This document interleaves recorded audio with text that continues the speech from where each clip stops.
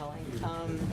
And I actually liked the comments from both sides of Mr. Macris, Commissioner Macris. I heard the issues about global equities and other high-risk investments, and I have great concern about those. I also really appreciated what Commissioner Bridges said about the fact that this percentage is too high, because that's what I'm hearing from my members, that they're, besides the no, we won't go to hedge funds, they're indicating that the percentage is far too high, the 15%. When we looked at CalPERS putting in about 1.5% and coming through with the divestment from that much, they said, why are we going for more than 15%? That just seems too much of the fund. So that was a big issue. I think that what I gleaned from all of this and what I would report back to my members is that taking some kind of vote on this is too premature. I think there's a lot more work that needs percentages, and maybe there are many factors in this overall item and proposal need to be reconsidered. Definitely, I think I agree with all the previous speakers that we are quite hesitant about the issue of hedge funds and also the other very high-risk investments, and that those should be at lower percentages of our funds. The other thing, the last thing I'd like to do is read to you from your own investment policy statement that it is the responsibility of the board to act solely in the interest of and for the exclusive purpose of providing benefits to participants and their beneficiaries, minimizing contributions thereto, and defraying reasonable expenses of administering the plan. The board's duty to its participants and their beneficiaries shall take precedence over any other duty. It is also to act with the care, skill, prudence, and diligence under the circumstances then prevailing that a prudent expert acting in a like capacity and familiar with these matters would use. And lastly, to diversify the investments of the plan so as to effectively trade off the risk of loss and appropriate rates of return. So I think that those are your policies, those are your statements of due diligence, those are your standards. I think I heard a lot of that being expressed here today, and I think that perhaps this issue, since it is a 3-year cycle, when I also consider how long it takes to recruit and hire staff, to then go out and try to find the fund managers that you want, and to vet this entire process, and then to begin to study more deeply into the possibilities of these high-risk investments, whether it's the hedge funds or it's the global equities or it's any other asset allocations. I think it's going to take time, and I'm not so sure that you're going to get there in the 3-year cycle. And so while there might be some people who say we need to put it off for a few months, I would say maybe look at the bigger picture and see what you're going to cull out of this and what you're going to reevaluate within this proposal, and perhaps bring forward some kind of measure or motion that would be more prudent and give us all much more time to work together to find out what those prudent investments will be down the road, and also give you the time to build the basis you need to go forward with a more prudent investment strategy in the future. Thank you. Mike Hebel. Commissioners, I've been working with this, as you have, since April. And I wondered, when I saw the allocation request at 15%, why I, as a 52-year investor in equities, had never ventured into hedge funds. So I went back to my two experts that I use, David Swenson and Charlie Ellis, which Mr. Coker, on a different level, also shares these as experts. And both of them told me what I thought I already knew, that I, as an individual investor, was way out of my league, and that I was over my level of competence to get in hedge funds, and as a result, I intuitively knew that and never did. However, both of them are of the opinion that at an institutional level, hedge funds can play a role. What that role is, I am not sure. I have seen people who have used them very successfully and those who have not. With regard to Mr. Coker, who graciously was interviewed by myself and whose very long interview appears in the September issue of the POA Journal, he has at least convinced me that the goals which he seeks to obtain need to be done. And the goals are to reduce the fluctuation in our returns and to increase the capability of this fund to meet its target return of 7.58. I hear amongst the people that I talk to, mostly active and retired police officers, that they want their contribution levels lowered for the actives, and the retireds want to return to the ability of this board to pay supplemental COLAs. Yep. I have concluded one thing. This is my personal conclusion, that if you leave the asset allocation as it currently stands, I don't think you will have an opportunity to do that as quickly as you could if you change it. I am simply unable to reach a conclusion as to whether we should engage in hedge funds, and I, like many of the others who have spoken here, say that there are people who are I've concluded people much smarter than me who should weigh in on that decision, but a change in the current asset allocation needs to be done, and needs to be done as quickly as you can so that the three ultimate parties, the city and county of San Francisco, its employees, and its retirees, can enjoy a bit more stability than we have had in the past. Thank you. Great. Any other speakers?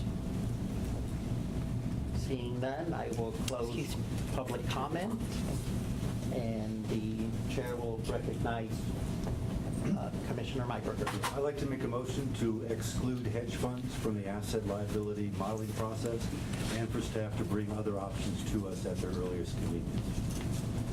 Is there a second to that?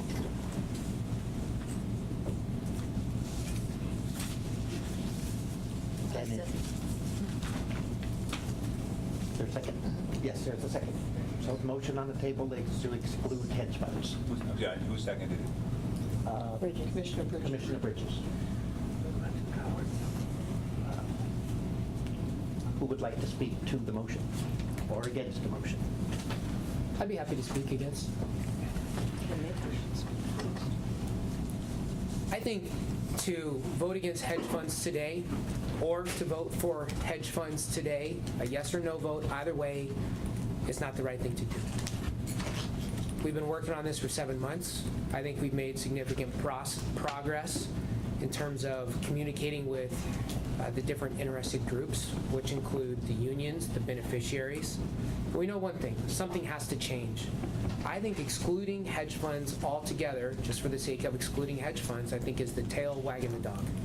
I don't think that's the right way to go about this. I think that this needs to be a data-driven process. I think we're at a point where we have talked about the world of hedge funds, but I don't think that we've gotten really below that level.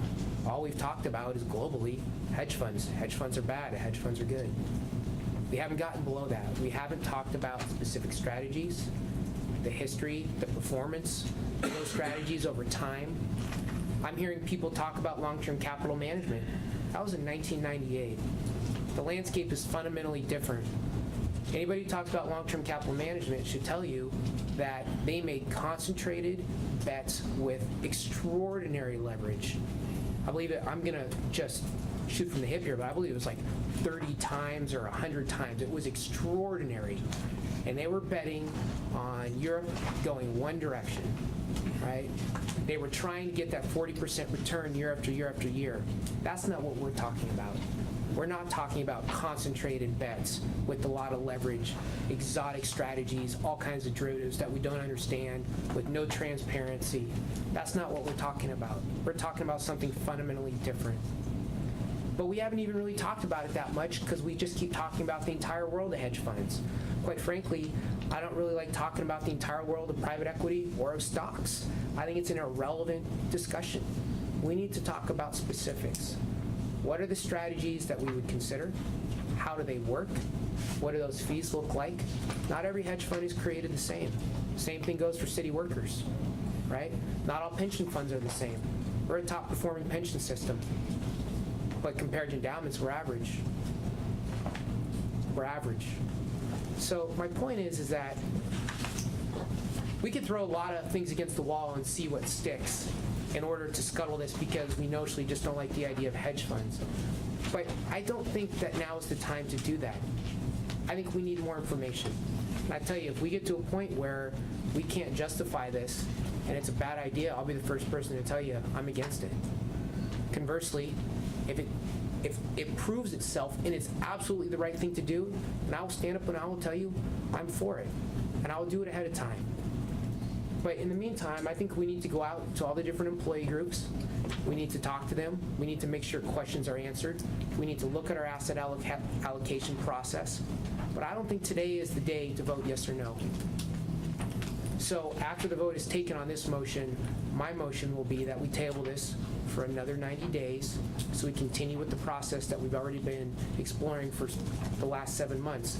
But we need to be more specific. It's no longer about hedge funds. It's about specifically within the world of hedge funds, where are we putting that money? Because when we talk about private equity, we don't talk about just private equity. We talk about the firm, their track record, their fees, their consistency of performance or not. Are they top quartile or are they not? Are they anti-union? Are they trying to bust pension systems or are they not? We need to be more specific. And I don't think voting out the entire world of hedge funds, which we would never invest in anyway, is really the responsible thing to do. We need time and we need to be more specific. I want to make sure I go back to your motion. So your motion is to really exclude it from this allocation at this point in Yeah. time, not saying you would never do hedge Correct. funds. I just want to make sure there's a good understanding. It's like, right, it's not saying that you would never ever do hedge funds. So maybe I keep restating it properly. Yes. No, indeed. As mentioned, we do these asset allocation studies regularly. I'm just saying exclude it this time around. For how long is this time? Yeah, that's what, Yeah. I think that's where the Yeah. I think that's what the clarity is. We need it. 2017 would be the next scheduled asset liability modeling study if we keep it the 3 years like that. And But the that's- policy says no less than every 3 years, and we've just historically done them every 3 years. But if it's excluded from the 2014 asset liability, I mean, we specifically came to the board in Right. April, and the board unanimously, including Commissioner Myberger, voted in favor of including hedge funds in the asset liability modeling study. And so if it was excluded, then the next opportunity would be 2017. Well, I think if you exclude it now to 2017, that does not help you mitigate your downside risk, and that does become a problem. And so I think that's what you look at. Right now, we are exposed for downside risk. So to your point, we have to have something. I wouldn't say exclude it until 2017 because then we have a lot of exposure. And we need to mitigate that exposure somehow. And hedge funds are not bad, but I think waiting to 2017 is too long. Yeah. So, Does that mean you're repealing? She just seconded the motion, she didn't necessarily vote for it. Clarification. Wait, Yeah, she seconded the motion. She didn't state she was going to vote for it. yeah, exactly. That's exactly. Clarify his motion, what that was, does he mean to exclude it from this cycle of the 2014 asset liability modeling That's what I study, want. period, or just delay it until, So I'm- next year or the following year? That's what I'm asking Yeah, for. my gut feel, and I'm open to, I'm asking for clarity in the what motion. if I had my druthers, I would like it just until we do it the next time around, which would be 2017. I'm open to some negotiation here, particularly since you kindly seconded my motion. I'm open to some kind of flexibility if you would want, I would ask for flexibility. I think waiting to 2017 is too long, given the downside risk of the portfolio. And I think we need to mitigate, we need to have some things, whether it's hedge funds or some other asset class, but you can't exclude it to 2017, I think. Let me speak to the motion, let me address those issues. No, you're not speaking to the motion. She's asking for clarification Yes. so she knows where her second Oh, I can, is. okay. It's right, exactly. So you got to clarify where your position is. Yes, right. And then she will have the right to remain your second or withdraw the second. Yes. As I said, I'd like to have my druthers in terms of 2017, but 2016. 2015, I don't know. I don't have a specific time, but I don't, and let me talk about the purpose for the motion is, I think there is, I don't want it to be included this time around. I don't know how much in terms of not looking at it, but I think it's distracted us from looking at other opportunities and other options. Those are my thoughts. I don't know if that clarifies your answer. It does in a way, because I really want to yield to the fact that staff and consultants have done a lot of work to give us the research that we requested as a board, and I think they've done a great job in that. And as I stated in my comments, I don't think hedge funds are the worst things to do. I manage hedge funds now. It's just having the capability and the staffing to manage it here at this system. So I don't think it's going to take our executive director and CIO to 2017 to get those staffing levels here to be in compliance. I'm willing to yield to them to get the staffing they need, to get the other additional research we need, but I don't think it takes until 2017. Can we put another motion on the table? Yes. What would you prefer? Okay, let me take a crack at this. I am going to ask the second to withdraw and the first to withdraw. I will withdraw. And I'm going to ask everyone to share what interest they have in hedge funds, because that is Right. the issue that is the new allocation. And people can say if they are in favor and give a range of a number, and if they're Yeah, I did that. supportive of an in-house package or a fund-to-fund. And then we'll sort of have a flavor on where we're at, and then I will give the floor back to Commissioner Myberger Okay. to state a motion if he wants. But everyone will all sort of know where we're all at. Yes. Can I just repeat one point of clarification that I think we provided previously to this board? We have conducted a recruitment. We have interviewed candidates. We have made offers to candidates related to the mandate related to hedge funds.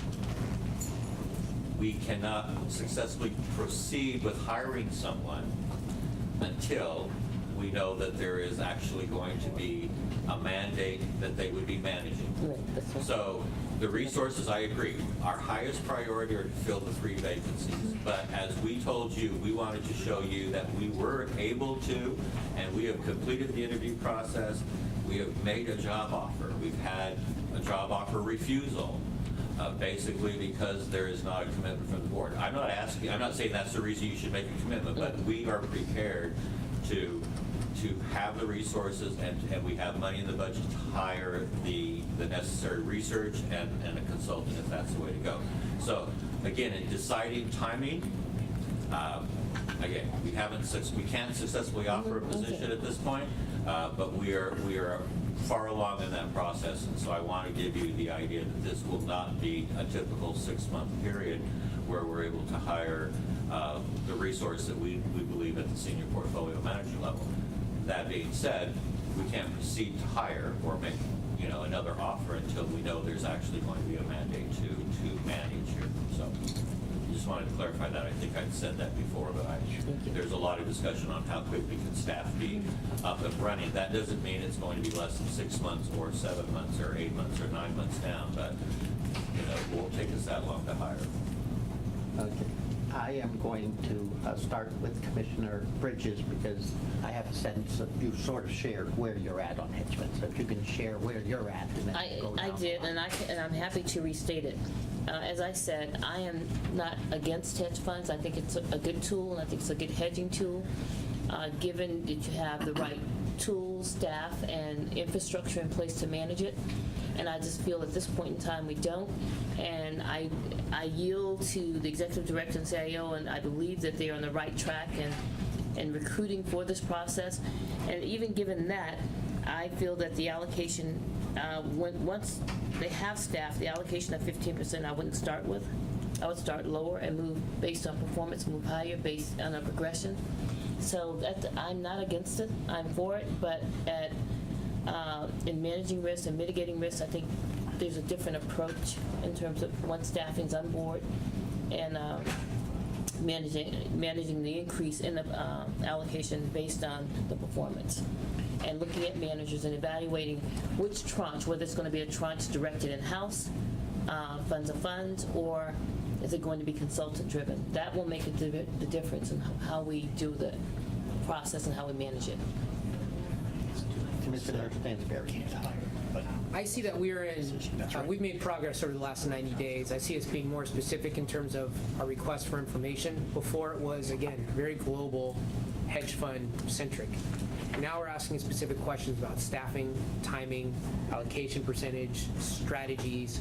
We're getting more down into the details, which I think is really what this is all about. I think our responsibility is to have a rigorous debate about every single investment that is brought before us. Both sides. It has to be fair and it needs to be balanced. What I will not support is a process that doesn't employ a rigorous debate. And I think that there's a lot of information in front of us that makes it look like it's a compelling type of investment that we need to look into further. And I caveat that with I'm not for or against, but we need more information, because to say that the hedge fund index was down only 19% in 2008 and we were down 41, and to say that's not good enough, it just doesn't make any sense.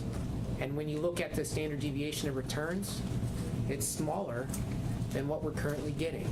So we need to look at this, but we need to be more specific in what we're looking at. That is our responsibility, that is our duty to the beneficiaries and to the city. And our goal should be to get us to 100% funded, stay there with enough excess return to pay the COLA for retirees. Those are our goals. And if we cut short the asset allocation process without a rigorous debate and critically thinking about this, then we haven't done our job. I think we need more time. I think we need a minimum of 90 days before this comes back for discussion. In the meantime, I think that we need to be talking at board meetings, discussion-only items about specific hedge funds, specific hedge fund strategies. We need to be talking about all the areas of concern. We need to be talking about other investment allocation scenarios, natural resources, infrastructure, etc. This needs to be a continual process where we're pushing the ball forward. And I don't think sidelining anything today without any date in mind is pushing the ball forward. We need to have a timetable. I believe a minimum of 90. If someone thinks that we need more, then that's fine too. But I think we need a minimum of 90 days before we can revisit this. Vice President Cohen. Thank you. I'm interested in seeing more time to study to continue to dive deeper on the matter. I'm interested in seeing or hearing the questions that have been posed by some of the members in the public answered by staff, and I'm also interested in revisiting allocation mix. Commissioner Driscoll. I'd rather go last, thank you. Except you, of course. When? I don't need to belabor this. I think that our two commissioners, three commissioners down on that side have expressed exactly the views I have. I say we take the next 90 days, get the details of the managers that you actually want to place money with. Let us take a look at them, and then let's have a vote and get this done with. Either we need to move ahead or we need not to for a while. So I would say 90 days, within 90 days, we want that done for us and make a decision. Commissioner Driscoll. Yes, I would say we would need 90 days for a couple of reasons. There is that dilemma that perhaps Executive Director Hewish was talking about. You want to start a program, you want to start putting the infrastructure in place, which means the people and the research platform and the consultants, but if you start trying to retain them, but you're not sure you're going to do it, then why would I want to work for you when you haven't made up your mind you want to start it? Having come from a family of contractors, you don't start buying the lumber until you own the land and got a permit. Members of the plan and also other attendees, you've raised a lot of issues in your questions. We're not having a dialogue. But one very large statement was made about they don't perceive we understand what level of risk we want to take. one of the implied answers to that is when we adopt the asset allocation, we have looked at what we call the efficient frontier. And that's stated in there is what we say is the level of risk we're perceiving, and the balance is what rate of return we think we're going to achieve with that. That's what the optimizer does with its limitations. And there are limitations for a couple of reasons. One's the data, two, when you bring in non-traditional asset classes which have non-normal distributions of returns, like hedge funds, when you try to put those things together, it's a very unclear picture. It's not that it is opaque. You just have to understand the restrictions of the numbers. One simple example, Mr. Swenson, whose name has come up quite a bit, he discussed how he went through their whole process starting 20+ years ago. When they ran their optimizer, it became very clear the allocation was to be somewhere between 50 and 100% to real estate.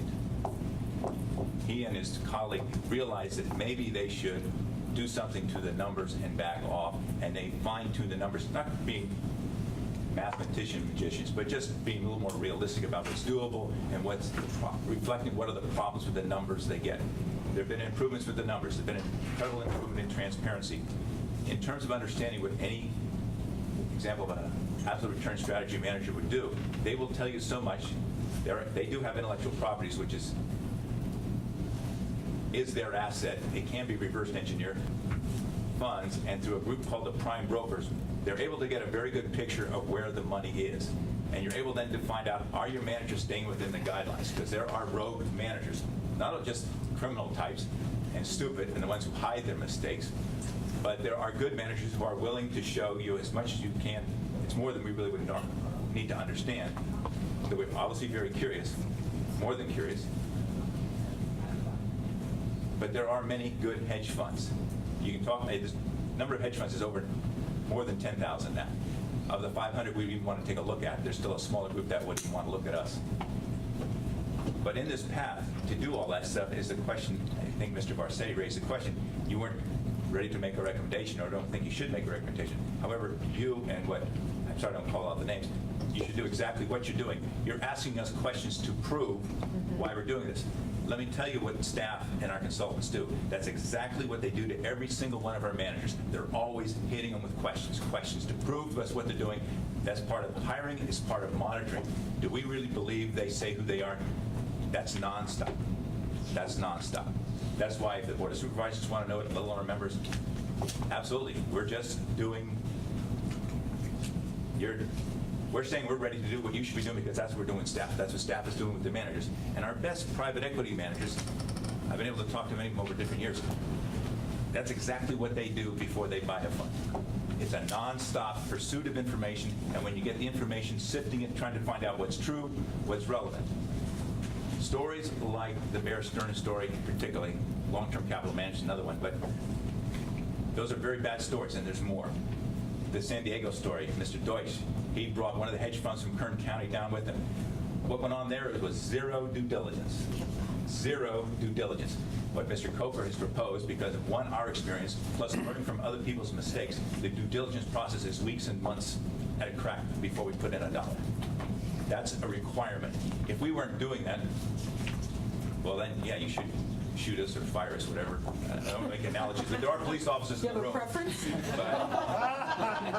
I left my gun home. Well, there you go. I make the analogy, the citizens of San Francisco, who are a very large part of this, because ultimately they have the biggest consequences of dumb risks and bad risks poorly taken. I do believe they have a reason to believe and trust the chief of police when he decides to give a badge and a gun to somebody. That they are qualified, they are smart, intelligent, mature, reliable, and have been trained. It goes through this whole.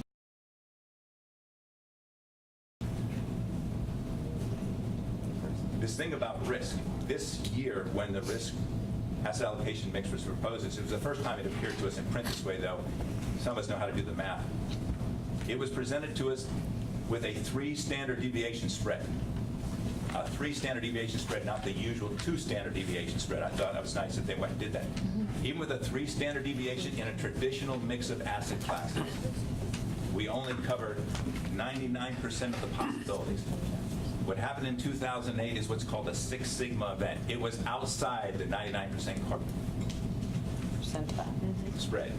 excuse me. So it can still happen. Every once in a while, when all those correlations line up and things go, it's not supposed to happen, but what did happen really is an argument. Will it happen every 100 years or every 50 years?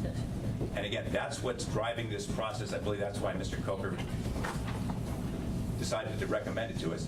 This 3-year triennial review is, we haven't always done it through. Sometimes we've done it fast when we think there's a significant change in the market. That's why we have not always stuck to 3 years. And we should never have our hands tied when we think there's reasons for changing. What other funds have done better than us? When you go to invest, basically we're all equal. We may have different requirements, what we're trying to meet. We must pay our pension funds. I hope you all feel very comfortable that your monthly pension is coming. Even in 2008, when we had that $6 billion loss, we didn't miss a payment. We didn't miss a COLA. The supplemental COLA is a little different set of conditions. But the traditional asset mix fell outside of the 2 standard, it actually fell outside the 3 standard deviation event. But we're trying to change that. We're trying to take that volatility out. Hedge funds is one very large tool when you look at the absolute return strategies. And when you try to focus on the strategies that Mr. Coker wants to limit us to, that becomes even tighter. We've been very successful in private equity. Our best private equity managers have lost money. Our best venture capital manager used to be our best. It wasn't just public. I happened to be there when he said it, and it's in writing. In the venture capital area, which is a lot riskier than it might sound, they start off knowing, this is the best now, they start off knowing they will lose 30% of the money, just to start. That means they got to have what's called a 10-time, a super home run, just to break even. Then they hope to make money. They hope to make that 15-20% return payable to us to justify them being in business. Private equities, meaning the buyout, is very similar. The hedge fund absolute return strategy area is very similar. The thing about, we've been able to copy some of the best funds. We went into private equity because we saw a combination of the insurance companies and the endowments, meaning the universities, were doing. That's kind of, we thought, how did you do that? Well, can we do that? There was a little bit of luck in the beginning, whole combinations of things, like at DeWitt Bowman and finding a group out of Connecticut who were just, it was the right time. At the same time, this is not about luck, but when do you start? Now is a very good time to start, that we're not ready to start today. We need a couple months to shake this all out. Again, to brief everybody why we're doing it. We said this in June. We want you to see what we're seeing. But the thing about the best funds, like a Yale, they have learned to take their handcuffs off themselves and rely on their managers to be much more flexible, to be long and short. That's why we have managers so constricted, there's a risk that goes along with that, and we're the ones who suffer for that. So that's a level of sophistication that we're ready to do, but we must prove, one, that we can do it, that we can hire the people here that can do it, as well as building all the infrastructure issues that Mr. Coker has outlined in previous memos. Who are the best institutional investors? We've got a lot of congratulatory remarks. Somebody talked about how successful when we started talking about this. I can tell you it's nowhere near as successful as I want it to be, because we've not talked to all the groups. There's been initial meetings. One group was told, don't talk to Joe Driscoll. That message was delivered to them by another trustee. But who are the best investors? Not me. We were once accused, I shouldn't say the word accused, but the grand jury more than teased us for adopting the Yale model. Some people might think that's a compliment, maybe not, I don't know. We were doing things before Yale did what they were doing. I'm going to say we didn't know who Yale was. But institutions like Yale and a few other endowments make about 200 points more than we do. 200 points is 2% more. We're proud of our 7.9, 8.2. I forget what the actual numbers, depending on what time period. But they're over 10. If we made 8, they made 10. Net. Always net. All these numbers are net. Granted, they have slightly different payout, but it's very much the same issues when it comes to being responsible to pay people what you promised to pay them. But what did they do differently? Mr. Swenson, who in his books, he wrote about the problem of the data, things like the survivorship bias, backfill bias, all these numbers, and why real estate said to be 50%, all the things they did not do. But why then, if they're so careful, why do they have 18% of their money in hedge funds? Why? Does that contribute to why they perform better than we do? Yes. And when you talk about performance, there's all these numbers in terms of how much money did you make, how much money did you lose, absolute returns, risk-adjusted numbers, Sharpe ratios. We look at all those numbers to find out who is really adding value, how much risk are we taking, who's the best. So these are a lot of, I would say, big financial words, but to walk through this, try to condense it down into pictures, that's what we've been trying to do. One, so we here in the board understand it. Two, more than willing to share it with all the members of the public and the members, to include the citizens of San Francisco who pay in most of the money. Can we get down that path and get to above average managers? Yes, we can, but we have to start someday. And it will be hopefully within 90 days. So I'm for doing it in case anybody's wondering where I'm coming from or what's my position on this.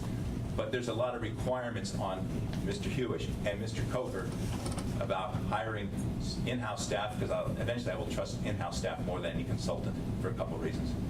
Not that they're not smart, but they have much more alignment of interest. These, again, big fancy words. But it's doable, and the reason for doing it is because the one thing we can do here, this is about our job in the policy statement that Ms. Vansky read, is we can manage risk. We cannot manage return. As sexy as it might sound, we cannot manage risk. We can manage return, and that's why we're looking for a much better conservative level returns. We don't want those drops. Those drops drive up contributions, and those drops make the possibility of a supplemental COLA. You just switched return and risk. He's speaking, he's speaking. Sorry. Don't interrupt the speaker, please. Apologies. Joe, the floor is yours, please. Thank you.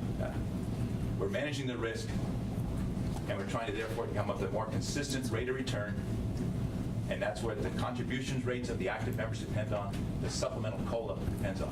I hope you again believe that the benefit you were promised when you retired is still there. It's coming. But trying to make a supplemental COLA, try to get contributions down, that's a function of trying to improve our asset allocation mix for managing risk, and we manage risk by bringing in other tools like the absolute return strategies, like going out and looking at agriculture and timberland, which we really do, and they all have their own characteristics and problems, strengths and weaknesses. That's routine due diligence, argument, discussion. Sorry for a long statement, but those are my feelings towards the consensus you're looking for. Okay, great. Thank you, everyone. So I will conclude that we will, the appetite is like 90 days, but I'm not going to allow us to sit idle for 90 days and punt. I'm going to ask staff to lead through all of our concerns and talk and say as managers and bringing us whatever they'd like us to look at over the next 3 meetings, which will be the 90 days. And that way we can digest the material they give us, they can gear up for it, it's not going to be a volume of everything at the end, and we can make it a working document and discussion through the 90-day period. Each of the 3 calendar items will be action item calendar items. We don't have to vote on the allocation, but I want to give the flexibility that we can give direct a motion and direction through a motion to staff at any time within that 90-day period. So thank you, everyone, for your participation and sharing your ideas. And Investment advisors, as Bill has said, it was an exceptional fiscal year that just ended in June. The plan ended with $19.7 billion in assets. The return for the year was 17.9% net fees transaction costs. Excuse me, that was the index. The actual return was 18.7. So it was just a very, very strong year across the board, really led by equities, which have had double-digit returns recently, but also just excellent returns for many of your managers, and particularly in fixed income. That return puts you either at or above the first quartile mark for all reported trailing time periods. So a pretty remarkable level of persistence there. It's our report, the executive summary that's in the Northern Trust report highlights some of the things that worked particularly well. I've already mentioned fixed income and particularly credit fixed income. I think it was a surprising year that ended with June, where I think most people would have thought that interest rates would have risen. Instead they fell somewhat, so both a little wind in the back in the sales from duration, but also especially credit. There were exceptional returns from particularly growth equity managers. A few other managers that have been on watch and have worked their way back, such as QMA for Enhanced S&P, had a really excellent year, outperforming the S&P index that is its benchmark by over 250 basis points. The real estate portfolio was extremely strong, well in excess of its 8% benchmark. And then in terms of asset allocation, there's an overweight to public equity, which helped relative returns. And then within global equity, we had an overweight to U.S. equity, which outperformed non-U.S. equity. A few things that didn't work so well during the year, large cap value and small cap were not as strong within the U.S. The convertibles managers have really underperformed their benchmarks, and as well public markets. We always expect in a booming equity market that convertibles will lag. They're designed to capture a lot, but not all of upside market, but really protect on the downside. These managers have done that, but in this environment, they've struggled a bit more. There are also some issues with the benchmark that the benchmarks tend to be a little more equity sensitive, especially one-year managers as of.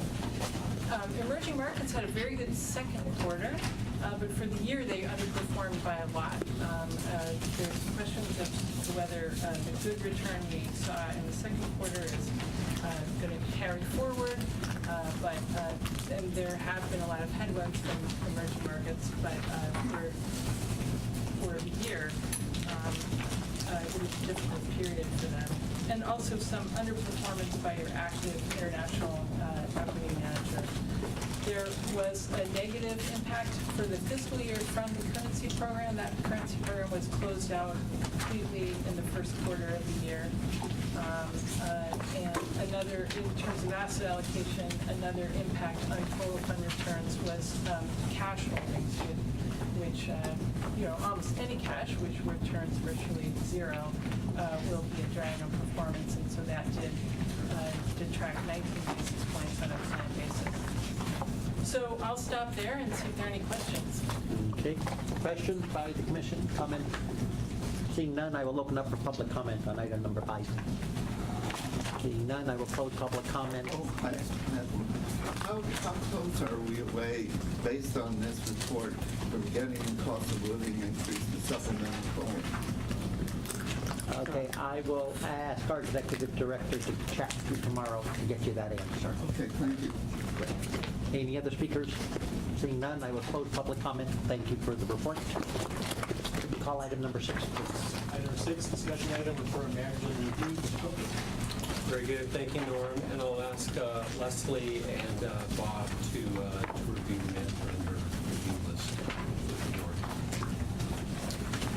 Let me ask the indulgence of the commission if anybody needs a presentation on this. The item is self-explanatory in the written material, and if you're all okay with it, we will take it as submitted, and I will open up for public comment. Great, thank you. Any public comment on item number 6? I will close public comment, seeing nobody. It's a discussion item only, so we will take it as submitted. Can you call item number 7, please? Item 7, action item, approval to terminate CBRE area. Thank you, Norm. Board members, this is the first of 2 items to recommend termination of some managers. The indulgence of the commission submitted as received, and I'll open it up to questions. The staff on their recommendation. Seeing none, I will open it up for public comment. Seeing none, I'll close public comment and entertain a motion to adopt staff's recommendation. So moved. I'll second. Any discussion on the motion? Seeing none, all those in favor? Aye. Aye. Passes unanimously. Could you call item number 8, please? Okay, approval to terminate EII capital management. And board members, this is the... The chair will accept it as submitted. If the chief investment officer is okay with that, then I'll open it up for questions. Yeah, I have a question. I wonder this is to terminate EII capital management. Where are the proceeds going to go? Can you be more specific on that? Yeah, that's, The proceeds going to be transitioned over to a temporary indexing mandate that replicates roughly what EII and CBRE are currently mandated to do. And upon the transition, we're going to hold that for a bit and reevaluate the entire allocations. I still don't know what you're going to do. Are you going to hire another manager? Is it a benchmark you're going to get? Is it an exchange-traded fund you're going to put it in?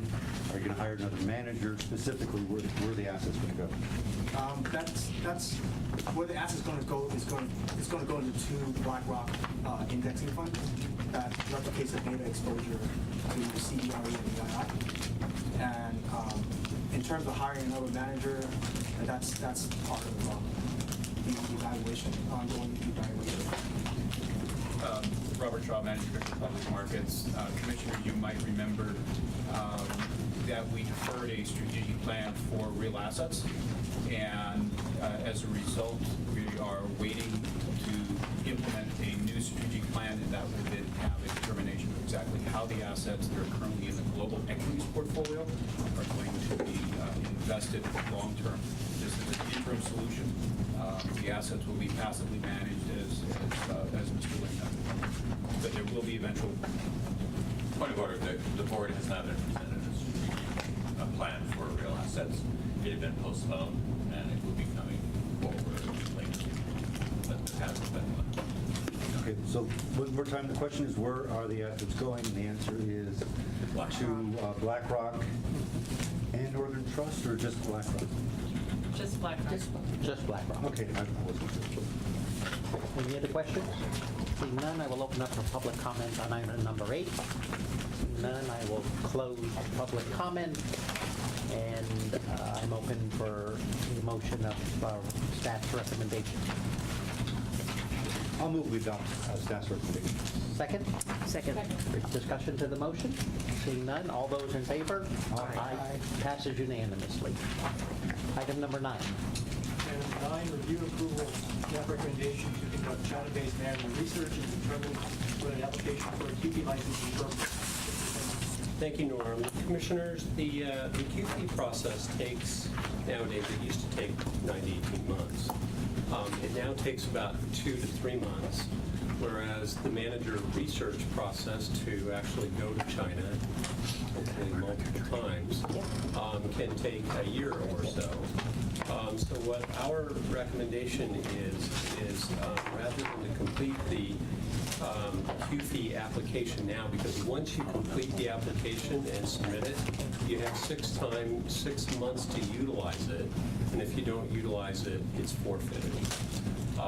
So since the manager research process takes a considerable amount of time, we recommend beginning that process now. And once we are far enough along, determine whether or not it's warranted to complete the QFE application. We don't really have enough information yet to know whether or not the QFE application is necessary. It really depends on the difference between the underlying securities that are available only through the A shares and those that are available through the H shares. And to determine that, we really need to have more substantive conversations with underlying managers. So that's the rationale behind this recommendation. I will open it up for public comment on item number 9. Seeing none, I'll close public comment. Questions from the commission? Commissioner Myberger. Yeah, first of all, thank you very much for this. I think this is a very, very good step going forward. It's nice when we see totally eye to eye on the issue. Obviously, China, these are the uninvestable Chinese shares, oftentimes denominated in the Chinese currency, which is certainly very strong and has a good outlook going forward. So I support that.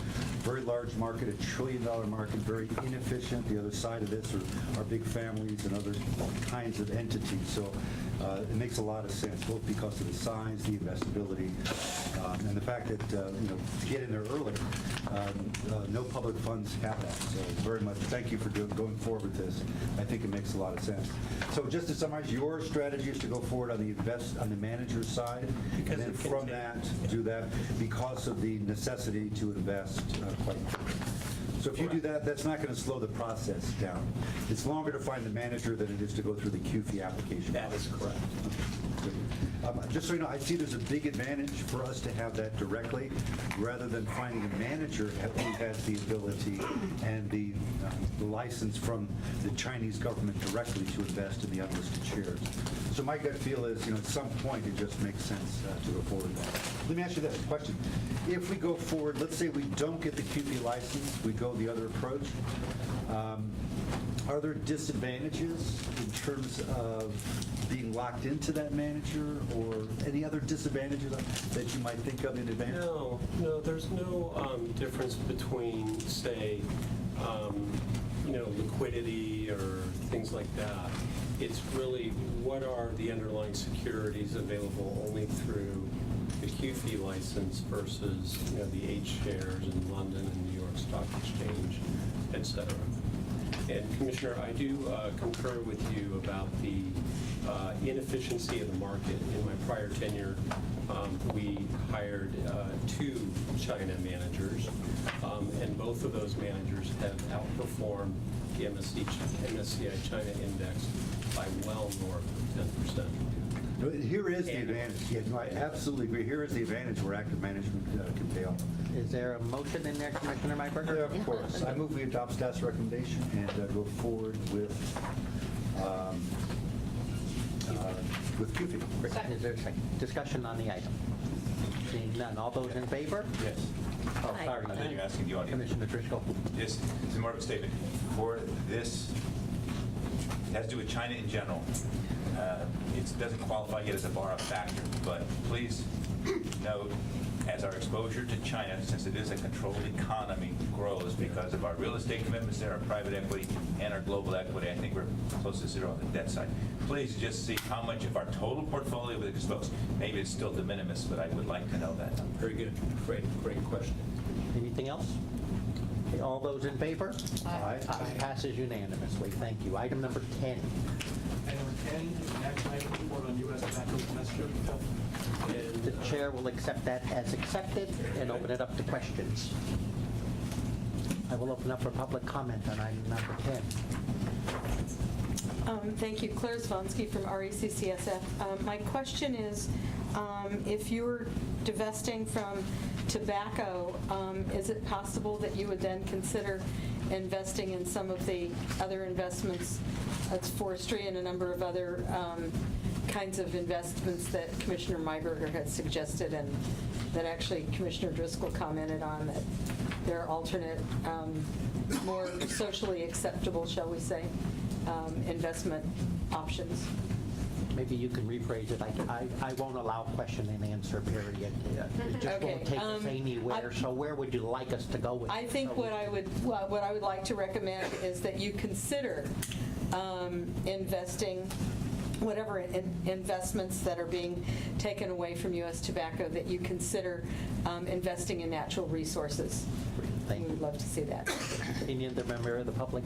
Seeing none, I'll close public comment. Chair will entertain the motion to adopt staff's recommendation. I'll move we adopt staff's recommendation. Second. All those in favor? Aye. Passes unanimously. Thank you. Item number 11, please. Item number 11 is an action item report, annual report recommendations on targeted investment in Sudan. Mr. Coker. The chair will accept it as submitted and open it up to questions. Seeing none, I will open it up for public comment on item number 11.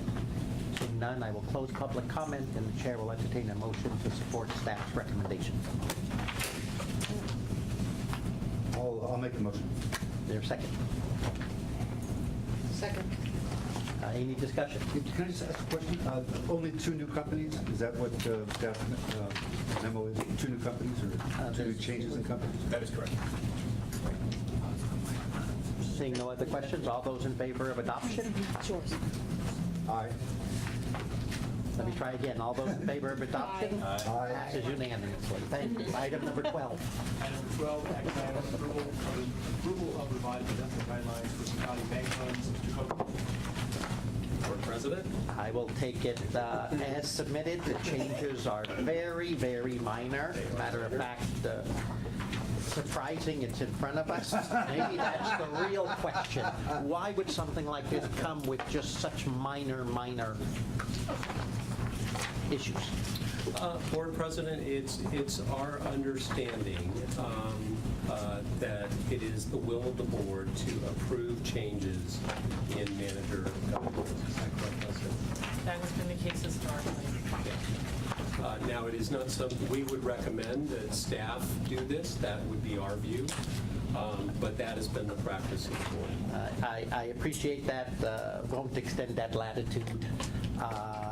But do we take every opportunity to upload anything new each time we do this, so we could just accept that the latest things we like in contracts are there? Absolutely. So whenever, and this was really a drafting issue that should have been caught probably the first time around, but it's something that has had a real impact for the manager. So we wanted to not wait until more time elapsed. But this is a small change. Yeah, the really date's a big deal, the day you start. Great. Okay, I'll open up for public comment on item number 12. Seeing none, I will close public comment. The chair will entertain a motion to support staff's recommendation. I'll move we adopt that recommendation. Second. Any discussion? Seeing none, all those in favor? Aye. Passes unanimously. Thank you. Item number 13. Item 13, action item approval to commit up to $25 million to healthcare well departments 3. Mr. Cook. Thank you, Norm. And board members, this is a different kind of strategy that you have not seen before, but we do think it offers very attractive returns and very attractive risk-adjusted returns. We invested in a similar strategy in my prior tenure, and I'd like to ask Bob and Eunice and our colleagues from Cambridge just to offer a couple of brief points for the board on the strategy. Absolutely. We were intrigued by this, and actually, while listening to the commentary earlier, what healthcare royalty really brings into the opportunistic portfolio is the fact that it is a very diversifying strategy.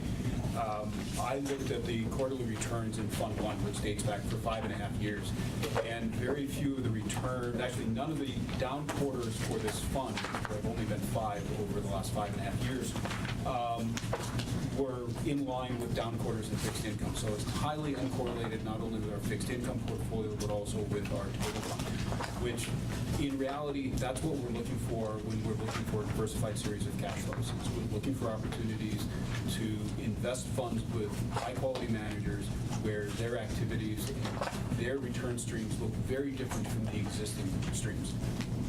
So it became very appealing to us. Conversations with Cambridge and others, healthcare royalty partners came highly recommended. Yeah, as Bob and Bill said, this is a new investment strategy for San Francisco and a great opportunity to benefit from the growth of the healthcare royalty market. The team is very stable. The 3 founders are considered to be one of the pioneers of this strategy, as they have been doing this for over a decade, beginning with their time at Paul Capital before forming Healthcare Royalty Partners. They do an enormous amount of due diligence, and they focus heavily on downside protection. The market opportunity is there, and it has increased recently. As for performance, the prior funds are on track to achieve their target IRRs while generating stable cash flows. And for Fund 3, the J curve has been dramatically decreased. This is due to 2 investments that were executed through the fund subscription facility, both of which are generating stable cash flows today. And also the GP delayed management fees until July 1st of this year, despite the fund's initial close in September of last year. And finally, the GP has guaranteed that San Francisco will receive its full allocation if this investment is approved, which will therefore allow us to receive the lower management fees. I want to turn to Cambridge for additional comments. Anita Ng with Cambridge. I don't have much to add. We like this, we want to just point out the high current income is typically in the low teens, and that healthcare royalty has been delivering that. It's not in terms of the market landscape or competitive landscape. There aren't many players that do what these guys do. They are one of 2 that we like a lot, and in addition to the low correlation, there are also some inflation hedging benefits with this strategy. They underlying investments are connected with pharma products, et cetera, that are price elastic and move with inflation more easily. Board members, I'd just like to really quickly add that this is the first of 2 of these types of strategies that we will be bringing. The second will be next month. Hopefully it's the same firm that we both like. And also, just a quick note, we're needing to think more innovatively and creatively about finding uncorrelated and good rates of return. There are 2 reasons why. One is in the U.S. equity market, the number of U.S. securities has declined over about 25 years from 8,800 to 5,009 publicly listed companies. That's a dramatic drop in the number of publicly traded companies. More companies are choosing to remain private, and also just the merger and acquisition space. Those are the 2 reasons why.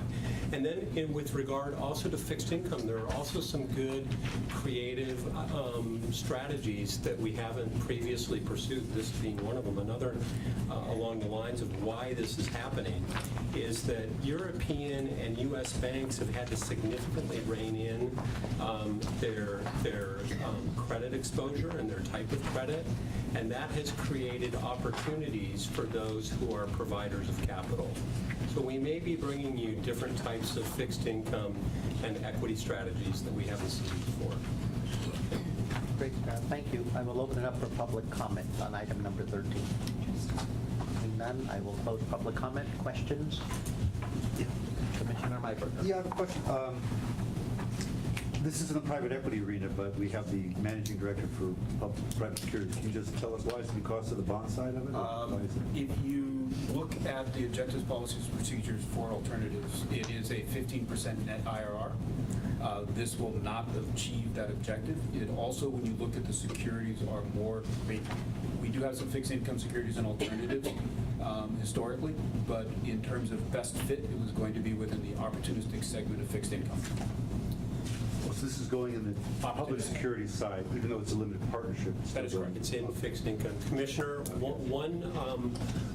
one allocation that some institutions have where it probably most belongs is what would be called private debt. Good.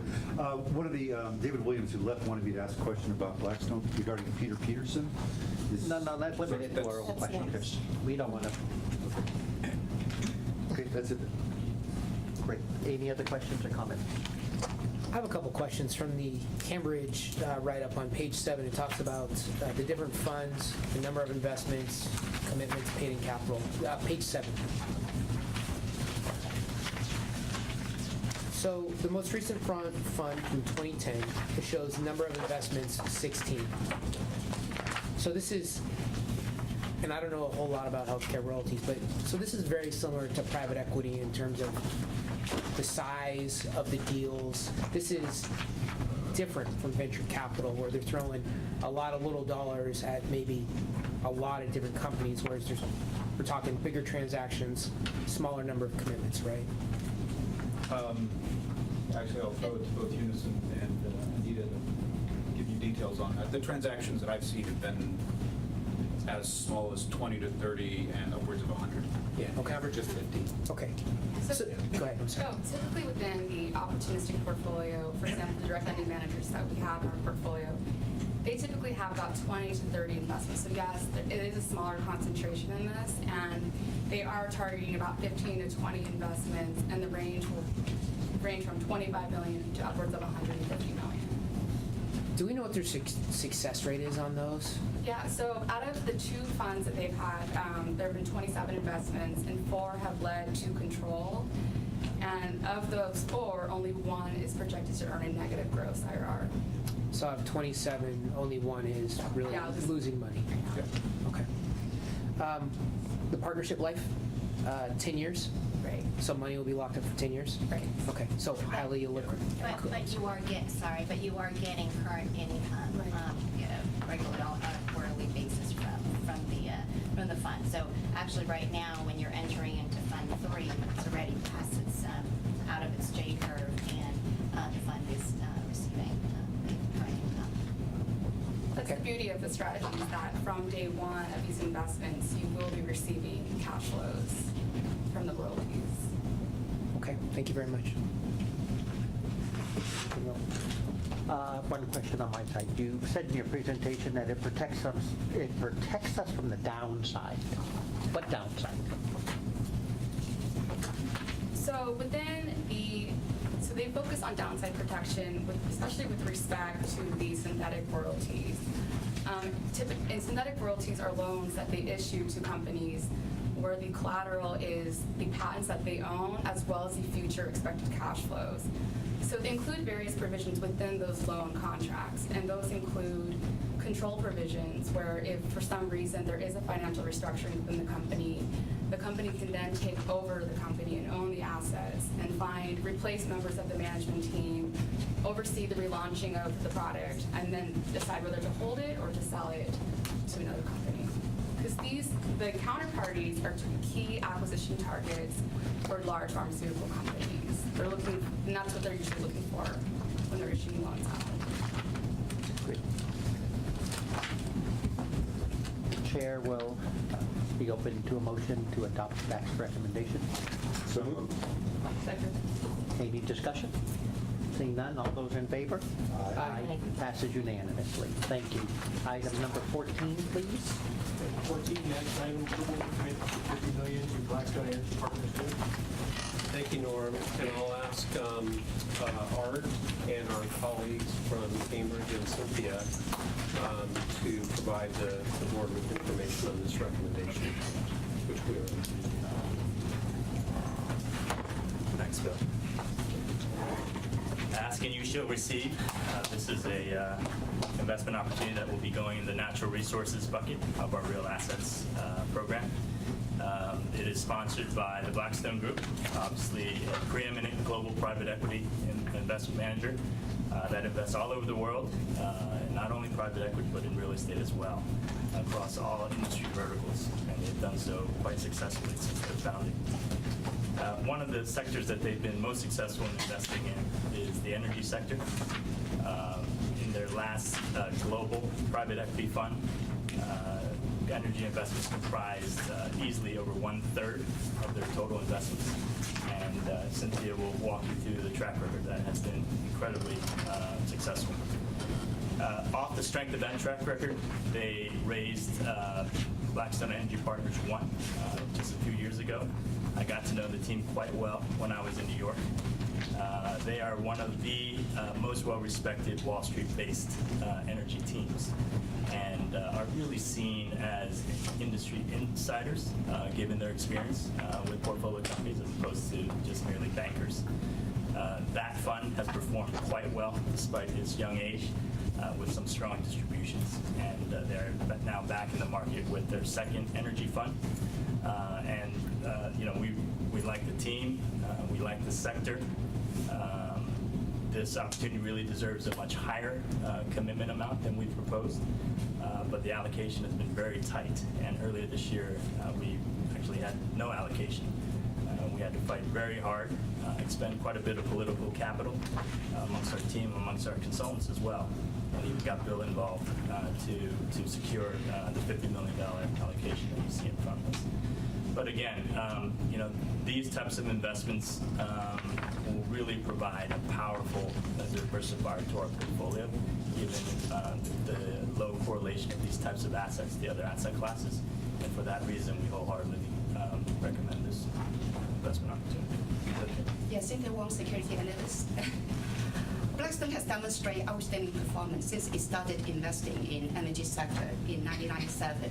As of June 30th, 2014, the Blackstone 18 energy investment portfolio has returned more than 2 times invested capital and a 38% internal rate return on a net basis. The realization has been really strong. Today, the portfolio has returned $7.7 billion to its investors, more than its total invested capital of $6.8 billion. The 5 realization generated 5 times invested capital, and there have been no realized losses. Fund 1 is still at its early investment stage. However, it has realized close to $500 million, equivalent to 34% of its total invested capital. All unrealized investment are marked at cost or above, and they are all within Blackstone's budget and plan schedule. The fund as a whole has generated 1.6 times net invested capital and a very impressive 52% net internal rate of return. And with this remarkable result, the fund also ranked top quartile against Cambridge Associate Natural Resources benchmark. So with that, I hand it over to Cambridge Associate for further comment. Yeah, thank you. This is Scott Martin with Cambridge Associates. I just echo Art's point about this joint effort of getting access. Art gave us a mandate that Blackstone Energy was something we wanted to focus on, and we had research involved, everybody on the team was involved.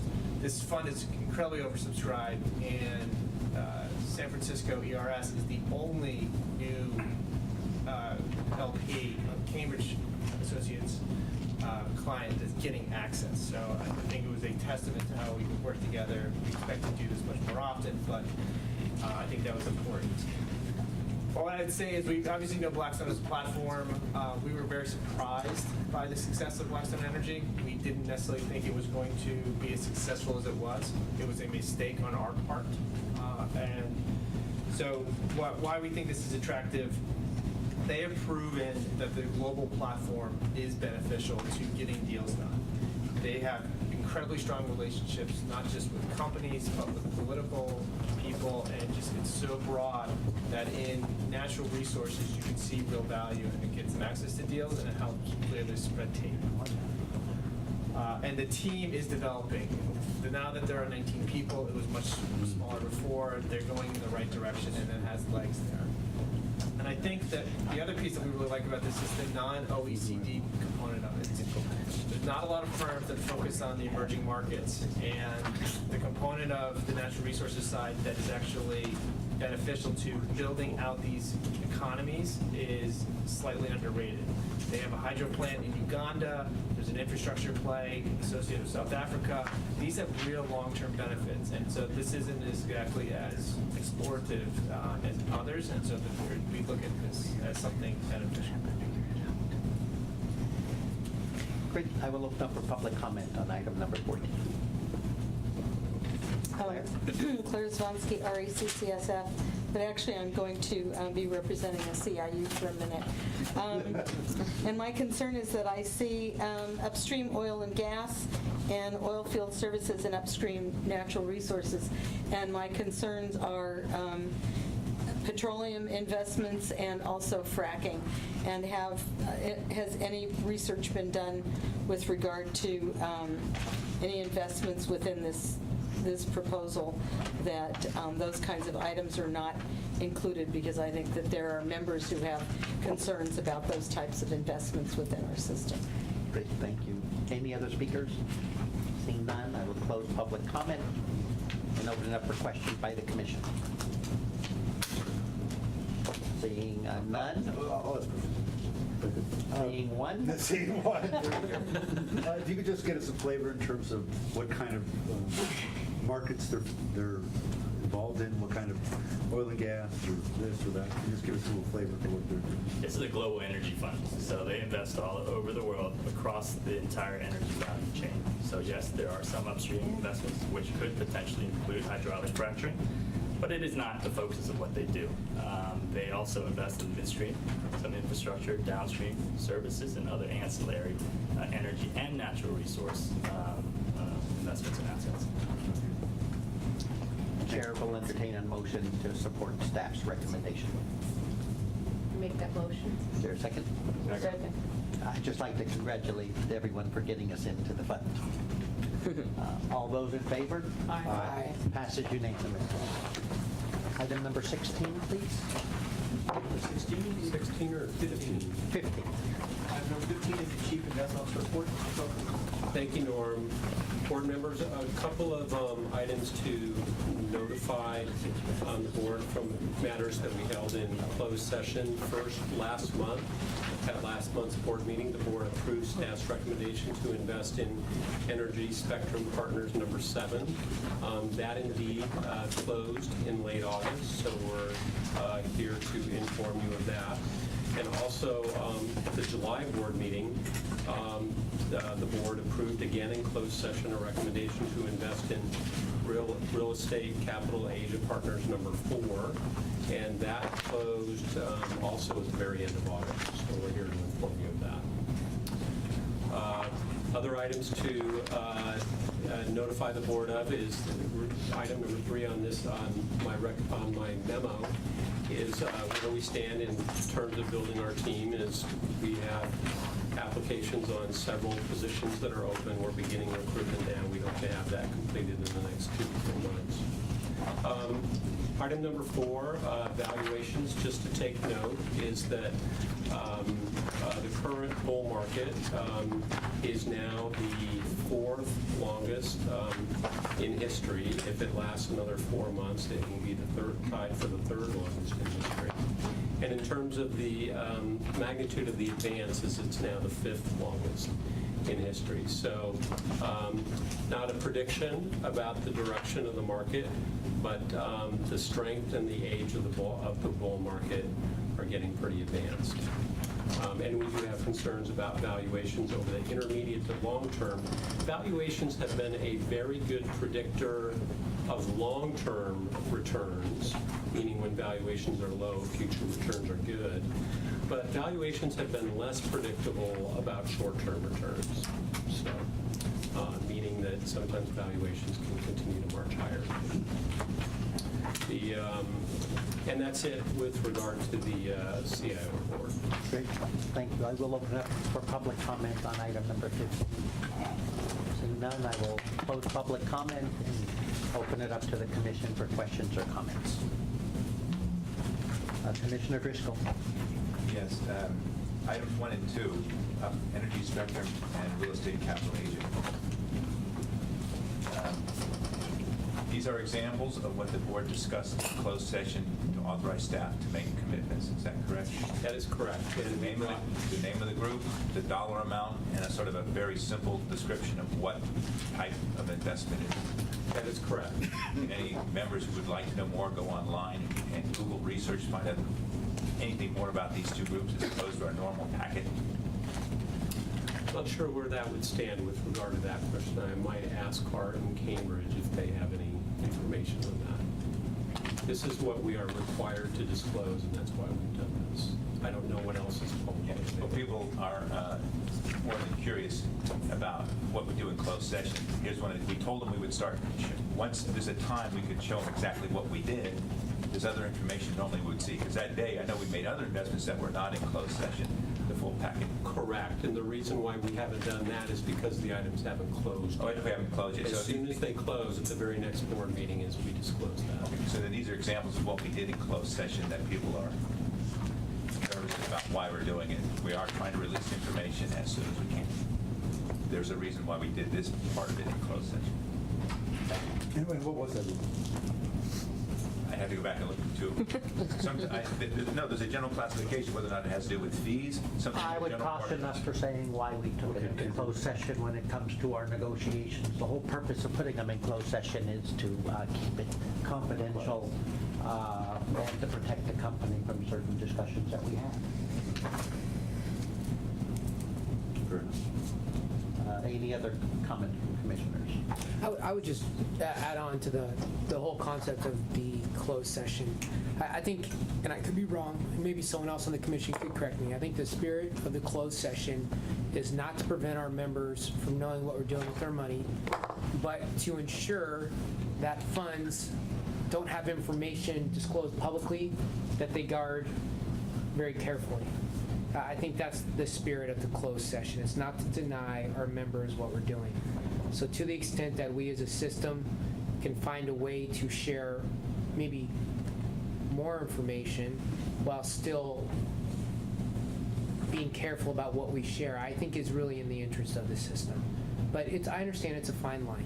So if that's something that we could just think about collectively after the meeting as we go forward.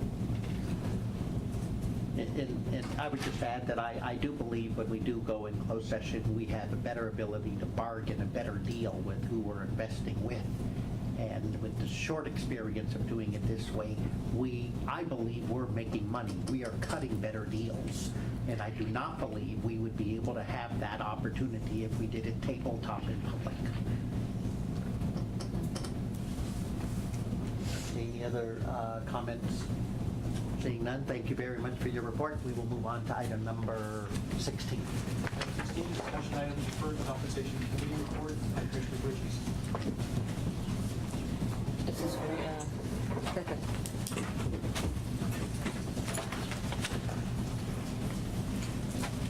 you ready? Deferred comp, we had a meeting on August 20th. The entire committee met to review the educational presentation by Galliard, I'm sorry. And then we we're in the process. We asked Julia to go back with her staff to come up with a mission and statement, to develop one, come back for approval to the committee, and then we'll present it to the board. Further, we asked for possible streamlining of the investment options that will be more applicable to the constituencies and the participants in the plan, that will also be probably more comprehensive in terms of understanding the entire outline of the plan. And I think that was it. Great. I will open up for public comment on item number 16. Do none, I'll close public comment to the commissioner if any questions or comments. Great, thank you very much for the report. We call item number 17. Number 17, discussion item, deferred compensation program manager report. It's Julia Durand, deferred compensation manager, and you do have the report. I'd like to highlight that the deferred comp plan is now at $2.7 billion in assets. And for those that are tracking the Roth, we have increased our enrollments in the Roth plan up to 864 participants are now participating in Roth. And I'll entertain any questions on the report. I'm curious to know how you got the increase. I would like you to talk to us about how you earned or got the increase of 864 Roth participants. I think that's higher than it was what it 268, I believe, when you came in. Right. It's just word is finally getting out. We've had some informational meetings, and just through word of mouth, it's there. They've been waiting for it for some time. So where are you conducting, how are you conducting the informational meetings? Prudential does conduct information meetings at various locations. The different departments, they have a dedicated representative on staff, and oftentimes the directors will ask us to come out and conduct meetings, so at the will of the employees. So what happens if the employees don't have the benefit of working for a manager that has the foresight to come and invite you in to present? How can they find out about it? We do have, on the website, we have individual appointments that they can schedule one-on-one with the deferred compensation counselor from Prudential. So, and we also sent out a postcard to all participants when we first opened it up in May. So it could be that they're finally getting around to reading the postcard, or, I don't think there's anything other than the group meetings that were, extraordinary to make it jump from 200 to 800. But yeah. And it's quite an increase. Yeah. Very good. And I think Prudential is being very proactive in reaching out to our participants. Fantastic. I will open up for public comment on item 17. Seeing none, I'll close public comment. Any other questions or comments from the commission? Great, thank you very much for the report. Item 18, please. Item 18 is an action item, request to enclose on charities campaign correspondence and October retirement allowances. That's submitted. The chair will accept it as submitted. Thank you, Jay. We'll open up for public comment on item number 18. Being done, I will close public comment. Chair will entertain a motion of adoption. So moved. Second? All those in favor? Aye. Passes unanimously. Thank you. Item number 19. Number 19, discussion item, the executive director's report, Mr. Jewish. keep it very brief. Our update on the move, we anticipate we'll be moving second or third week in October to our new location. Probably not in time for our October board meeting to be held at the new location, but we definitely will be moved, we believe, by the end of November, of October. On the forward calendar, we had indicated that there was scheduled a deferred comp meeting on September 18th. That has been canceled. There will be an investment committee on the 17th starting at 1 o'clock. And then that will be a committee meeting held for the month of September. And I have copies, CD copies of all of the investment policies for the retirement board. And I also have 2 hard copies for anyone who wants to carry the hard copy binders with them. But I went ahead and we asked whether you preferred it on CD. Hadn't heard from everybody, so we prepared CDs for everybody. We will always have a hard copy binder here at this table with all of our policies, but just wanted to distribute those, and I'm happy to answer any questions if you might have. Great. Prior to questions, I'll open up the public comment on item number 19, the Executive Director's report. Just a question, is the investment committee meeting open to the public? Yes. Thank you. Great. Anybody else? Seeing none, I will close public comment. Questions of the Executive Director by anybody? Commissioner Driscoll. This second arrow regarding working with the mayor's office regarding possible investment opportunities for mayor's down payments. When are we going to get a write-up? Just put that in. We had it, I missed it. We haven't had a write-up. We have actually had an initial meeting with them. We've had discussions with them. We've requested data. Bob and his group have done some initial evaluation. We're looking potentially at the opportunity of purchasing their portfolio of loans because they look like they've quite successfully underwritten a large pool of loans. We're waiting for information back from that office as to whether those loans are even something that we can consider as a purchase. Right now, it's sort of pending detail, a greater level of data from them regarding each of these loans. So we're not at a point, it had been requested by Commissioner Cohen that we look into this. We've had meetings and just wanted to update you on the status that we are continuing to meet with them.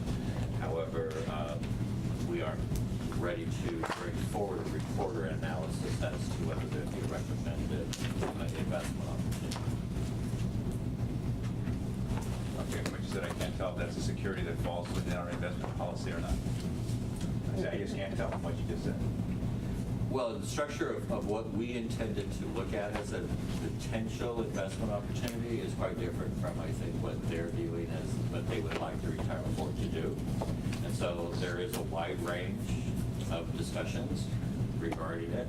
I think the one thing that we can say is that from the information that they've given us sort of a slice, we've asked them for detailed data on a certain portion of their portfolio, and it appears to be something potentially that we could look at as an investment. Where it would fall, we believe it would fall in the public area. But again, very preliminary discussions and probably a vast array of potential investment opportunities there, if any. Okay, and I just say what you just described. I can't tell if it qualifies for our investment policy or not. Great. You don't need. Well, that's the question when it comes back. Is this, part of me says you're describing something that staff. We're not on a need-to-know basis. Staff may not need to tell us. Just never know. Certain security, they don't tell us every security they buy. They don't have to tell us every security they buy. That's why I'm asking the question. This sounds pretty unique. And whether this goes back to the newspaper article that was mailed to us several months ago. I'm not sure which newspaper article. There's a newspaper article about real estate investments. I don't think it's related to, I'm not familiar with that newspaper article, but it's not related to that. Well, sorry to make all these, trying to connect all these mysterious points. The loan portfolio that they have, and they have what appears to be a very successful loan portfolio. How much? Bob's not here, but it's, I don't have the numbers, but. Isn't it like 35 million? Probably close to 35 million. I think they placed in excess of like probably 36, 37 million. And so They're just sort of exploratory discussions as On the to- quality and the terms and, Absolutely. okay. And then there is the issue that they would potentially want us to fund maybe a different level, a higher level of income recipients for a loan assistance program, which is partly, it also came through the contract negotiation process that they were asking, in particular for potential assistance. I think we're going to be presenting it to the Deferred Comp Committee because it became across as an official request from the city that the board consider opening a loan provision or a loan program at 457 to meet the down payment assistance needs.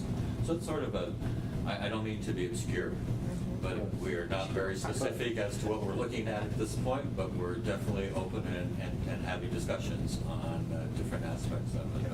It's a wide range of. And you'll come back to us in how long? I don't know. At this rate, I mean, we commenced discussions with them 4 months ago, and so the data is just sort of slow coming. We do believe that we now have received a letter from the city that we will be presenting sort of on the deferred comp side that to the deferred comp committee, so you might be seeing that portion of it sooner rather than you'll see it from the home, from the mayor's office and housing. I'm sorry. I don't know. Will we see, before any decisions are made, will we know what data is available and how we're looking at these things, if we ever can even get to that point? Will this be brought to the board? Absolutely. Okay. The board voted on the bank loan agreement. You're describing something that sounds like that, but it's not quite that. There's other issues within the deferred comp program that I did not bring up in the committee report in terms of the IPA has not been approved yet. The RIA has not been approved by the full board yet. So all of a sudden you're talking about a loan program. I can't tell if it's a consumed thing. No, all I'm telling you is that we received a request from the city that we're going to forward to the Deferred Comp Committee. This is not a recommendation from staff. We're going to present it to the Deferred Comp Committee to ask the committee, please set a priority. How important is it for us to pursue an analysis of this? And that's all we're going to be asking the Deferred Comp Committee. Does it come before the Registered Investment Advisor? Does it come before the investment policy statement? We're not bringing a recommendation. We're just forwarding a request from the city that the board consider opening up a loan program in the 457 program. We've already begun some preliminary analysis, but we just want a signal from the committee. How should we view this as a priority? Should it be a high priority? Should we, bring it back to the committee at the next meeting? Okay, that's great. The next committee meeting was just canceled, so I'm not sure when we're meeting again. We're proposing October 15th, but we haven't sent that out. That's our regular committee meeting day, which is the third Wednesday of October. On the other issue, sort of to answer your other question, because this would be, if in fact we proceeded, I think no matter how we would proceed, it would be so unusual that at the very least we would report, before we made the commitment, if not coming to ask your approval. Right now, again, it's sort of not known where it would fit. And we're sort of pursuing it from the public side and from the purchase of a bank loan portfolio. I mean, it's a mortgage-backed $35 million portfolio. Thank you. Any other questions? Seeing none, thank you for your report. Item number 20, if you could call it, please. Item number 20, closed session, recommendation and possible action on purchases of particular specific pension fund investments under California Corporate Code section.